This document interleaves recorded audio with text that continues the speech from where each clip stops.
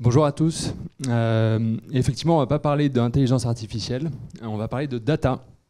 Et pour commencer, je vais juste faire une brève introduction sur LiveRamp et ensuite on va vous parler d'un cas qui a été fait avec Infinity, donc Egide qui est là. LiveRamp, en 2 mots, c'est une plateforme de data collaboration. Donc concrètement, on aide nos clients à connecter leurs données first party avec l'écosystème média, mais on aide aussi nos clients à avoir accès à la donnée seconde party quand il manque de données first party. Et donc ça leur permet de mieux travailler leur cas d'usage marketing, à la fois en activation et en mesure. Donc on travaille notamment avec beaucoup de distributeurs, comme Infinity, qui, Egide va le dire, mais est la régie de pas mal de distributeurs en France. Spoil pas trop. On travaille donc de manière générale beaucoup avec les grands groupes de distribution. On travaille avec les marques, notamment les gros annonceurs qui ont besoin à la fois d'onboarder leurs données first party, mais aussi d'avoir accès à la donnée seconde party. Donc la donnée qui n'est pas la leur, mais qui est intéressante pour leur cas d'usage marketing. Et on travaille beaucoup avec les annonceurs, avec les plateformes médias. Je voulais mettre en avant quelques logos de marques avec lesquels vous pouvez travailler quand vous travaillez avec LiveRamp. C'est-à-dire que si vous voulez connecter vos données first party ou connecter de la donnée seconde party à laquelle vous avez accès avec l'écosystème média, nous on est capable de vous le faire de manière sécurisée. Donc on a pour ça plusieurs outils technologiques pour le faire, à la fois ce qu'on appelle le Ramp ID, qui est un identifiant pseudonyme qui permet en fait, quand vous partagez votre donnée, d'être sûr qu'elle n'est pas utilisée à des fins que vous n'auriez pas agréées au départ. Et on travaille aussi avec une autre brique technologique qui s'appelle la Clean Room, c'est-à-dire un environnement sécurisé dans lequel de la donnée first party peut être croisée avec de la donnée de vos partenaires. On est capable de vous connecter avec tout l'écosystème média au sens large, donc à la fois les plateformes sociales, à la fois la CTV. On a récemment ajouté Netflix et très récemment aussi Uber Ads comme destination. Donc ça veut dire que vous pouvez vous connecter avec Netflix ou avec Uber pour faire de la publicité targetée sur ces plateformes. Et donc notre travail, c'est d'enrichir toute la connectivité que vous pouvez avoir quand vous voulez faire des activations marketing. Après avoir présenté LiveRamp, je voulais maintenant introduire Egide, donc avec qui on travaille beaucoup, et notamment on voulait vous présenter ensemble un cas d'usage qui a été fait pour la marque Garnier. Egide, je te laisse te présenter. Oui, bonjour tout le monde. Donc, comme il l'a si bien dit, moi je me prénomme Egide, je suis en charge du marketing et de la communication chez Infinity Advertising. Je ne vais pas vous demander d'applaudir pour savoir si vous connaissez Infinity Advertising, je vais me permettre de présenter très rapidement. Donc on est la régie Retail Media du groupement des Mousquetaires. Retail Media, qu'est-ce que ça veut dire? C'est comment on transforme en magasin une plateforme publicitaire globalement pour connecter, en tout cas c'est notre ambition, c'est notre ADN, les marques qui sont distribuées avec leurs consommateurs. Donc on représente Intermarché, mais également le groupe Casino. Donc on représente 4 enseignes quand on travaille avec nous. Qu'est-ce que ça représente? À peu près 20% de part de marché PGC. Quand on dit 20% de part de marché PGC, ça veut dire qu'on va toucher un foyer sur 5 avec les produits qui sont distribués. C'est près de 1/3 du parc Drive qui est également couvert. Qu'est-ce que ça veut dire derrière? Qu'on a un maillage géographique important. On va couvrir l'ensemble des régions, l'ensemble des départements et donc du coup 20% de ces Français.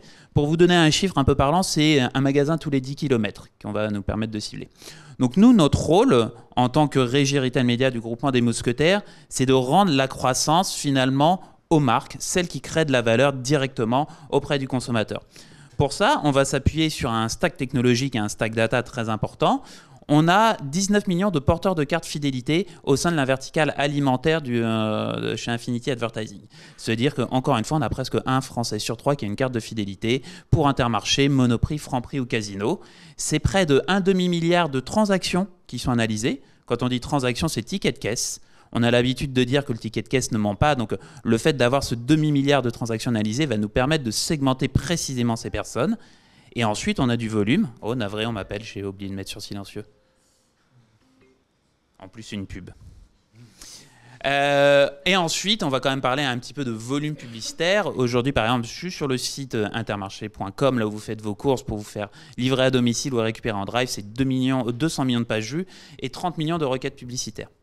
À ça, vu qu'on a une plateforme publicitaire, avec une ambition de mesure très forte. On s'est fait certifier par le Centre d'études des supports publicitaires sur tous les indicateurs de performance business qu'on va donner. Donc quand on vous dit quelque chose, c'est vrai. Et donc ça, en fait, ça va s'appuyer sur des solutions qu'on va appeler off-site, c'est-à-dire qu'on va utiliser nos porteurs de cartes de fidélité, les transactions qu'ils font, pour en déduire des segments d'audience et les cibler partout sur le web, que ce soit lors de moments de consommation média sur le Huffington Post, mais également quand ils sont sur Instagram, TikTok, Snapchat, et également au plus proche du consommateur, donc quand il est en train de faire ses courses sur le Drive Intermarché, où on a différents emplacements publicitaires. Et ça, en fait, on va cibler un ensemble de clients, donc les fournisseurs, qui soient alimentaires ou non alimentaires en particulier. Je vous ai donné quelques exemples, mais on va surtout rentrer dans le vif du sujet avec le cas Garnier. Mais voilà, on est capable de travailler des indicateurs de performance comme la mémorisation. Un cas, par exemple, pour Danone, où on a doublé la mémorisation publicitaire versus la donnée first party de Snapchat, comme des KPI très importants pour des marques challenger de leur catégorie, comme Café Méo, où on a été capable de générer 1% de part de marché en volume supplémentaire grâce à nos activations publicitaires. Donc pour eux, très important, parce que c'est du sell-out qu'ils sont capables de mettre en avant lors de leur discussion avec l'enseigne. Et donc si on rentre un petit peu plus dans le détail de cette étude de cas, Garnier est un de nos clients avec qui on travaille bien. Je pense que vous avez dû suivre, mais l'année dernière, ils ont sorti une nouvelle crème, la SPF 50+, avec de la vitamine C. C'était un enjeu important de sortir ce produit, parce que vous n'êtes pas censé savoir qu'on est quand même dans un contexte de crise économique où les consommateurs font de plus en plus attention à ce qu'ils achètent, tant sur la qualité que le produit. Donc cette innovation de produit qui sortait est un peu essentielle pour continuer à capter de la valeur pour cette marque leader sur leur marché. Mais aujourd'hui, ces consommateurs, ils se restent exigeants. Et donc, pour aller chercher cette connaissance des produits, ils vont beaucoup s'appuyer sur l'économie de la confiance, c'est-à-dire tout ce qui est avis produit et testing produit fait par des créateurs et des créatrices de contenu. Donc, dans ce contexte-là, Garnier nous a sollicité pour qu'on puisse essayer d'aller cibler des personnes qui sont appétents à leurs produits et ça, le diffuser sur un environnement où on serait capable de les retrouver. Quand on dit appétents avec leurs produits, c'est qu'au sein d'Intermarché, des porteurs de cartes, on a un rayon parapharmacie. Donc, on est capable d'identifier toutes les personnes qui vont acheter des produits liés autour de la vitamine C, du soin de la peau, etc. Donc, on leur a identifié un pool de segments d'audience qu'on a ciblé ensuite sur une plateforme que vous connaissez tous, qui est TikTok. Et on en a mesuré la performance business. Parce que nous, notre volonté, c'est d'accompagner les marques de la découverte du produit jusqu'à la transaction finale. Je pense que vous travaillez tous dans des cellules communication, marketing, vous avez des reporting à faire sur la pertinence et la cohérence de vos actions. Nous, on est capable de vous le donner, et on est capable de le donner parce qu'on a un partenaire comme LiveRamp derrière qui le fait. J'ai enchaîné sur la slide d'après en même temps, donc on peut enchaîner 2 slides. Donc, très rapidement, je vous l'ai dit, un réseau puissant, 19 millions d'encartés qu'on est capable de cibler, de toucher, de retrouver grâce aux données ticket de caisse.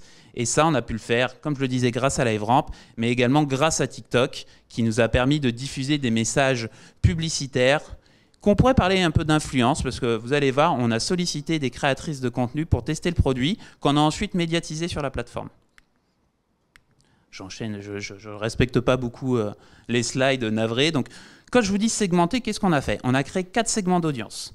On a été retrouver les acheteurs et les acheteuses de produits donc de parapharmacie, ce qu'on appelle les actifs. Et ensuite, on a rajouté une sous-segmentation en fonction des typologies de produits qui correspondaient aux achats des concurrents pour la catégorie SPF vitamine C. Donc, 4 segments d'audience qu'on a touchés, qu'on a diffusé ensuite sur TikTok. Je vous le disais, pour ceux qui n'ont pas les chiffres, TikTok, c'est quand même 31 millions d'utilisateurs actifs en France, avec un environnement captif de dingue.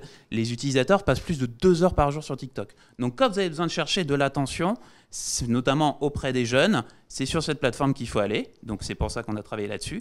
Et ensuite, la nouveauté, c'est qu'on a fait appel à leur plateforme Creative Exchange. Globalement, on a donné un brief pour que des créatrices et des créateurs de contenu s'emparent de ce brief pour tester le produit. Et à la suite de ça, on l'a médiatisé pour maximiser le reach et la portée de ce format. Et ce qui est intéressant, c'est qu'on a voulu comparer les résultats avec une vidéo institutionnelle très publicitaire qu'on pourrait trouver sur des canaux plus traditionnels comme la télé ou même des activations digitales sur YouTube, par exemple. Et bien évidemment, la mesure d'impact, parce qu'on est obligé de mettre quand même un ROI derrière. Et donc là, c'est avec la méthodologie de LiveRamp qu'on a pu le faire. Donc voilà, là c'est pour vous montrer un petit peu les différents testing produits qui ont été faits. On avait donc des créatrices qui travaillaient déjà avec L'Oréal et ceux qu'on a été chercher de manière supplémentaire sur la plateforme TikTok Creative Exchange et la fameuse vidéo institutionnelle très publicitaire. Spoiler alerte, bien évidemment, ce sont les vidéos des créatrices de contenu qui ont porté un meilleur taux d'engagement. Mais ça va s'expliquer ensuite derrière.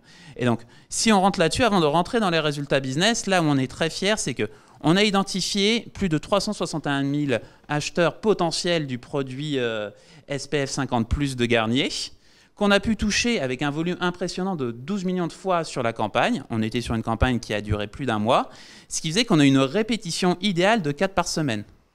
C'est-à-dire que le taux d'intention qui est de plus en plus compliqué à aller chercher aujourd'hui chez les clients, eh ben on a réussi à trouver le capping idéal qui a permis de maximiser la performance business.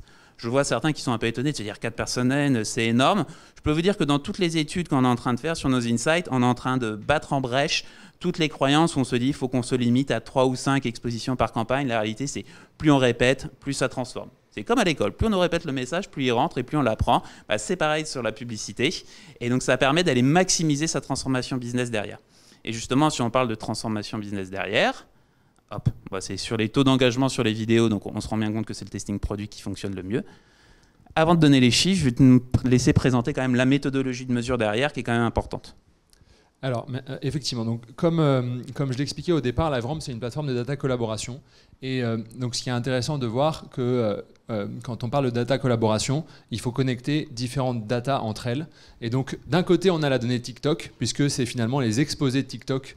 On veut savoir finalement comment ils se sont comportés. Et donc, il faut faire le lien entre une donnée d'exposition qui vient de TikTok et une donnée de transaction qui, pour le coup, est détenue par Infinity par le biais du groupement Les Mousquetaires. Et donc, l'enjeu pour justement Infinity et pour pouvoir prouver à Garnier qu'il y a eu une incrémentalité liée à cette campagne, c'est de pouvoir faire le lien entre ces deux sources de données différentes. Donc à la fois la donnée TikTok et la donnée Infinity. Et pour ça, on utilise la Clean Room.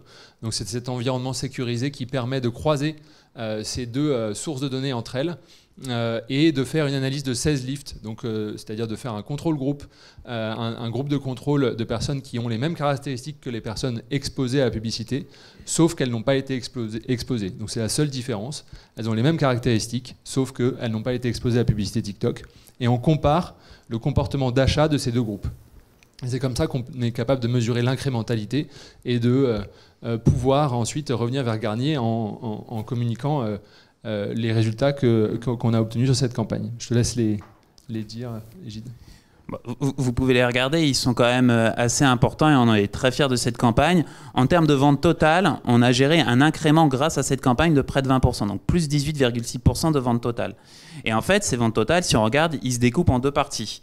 On a réussi à recruter plus de clients que leur base initiale, plus 10%, et on les a fait acheter plus, ces clients, c'est-à-dire un panier d'achat qui est supérieur de 50 centimes.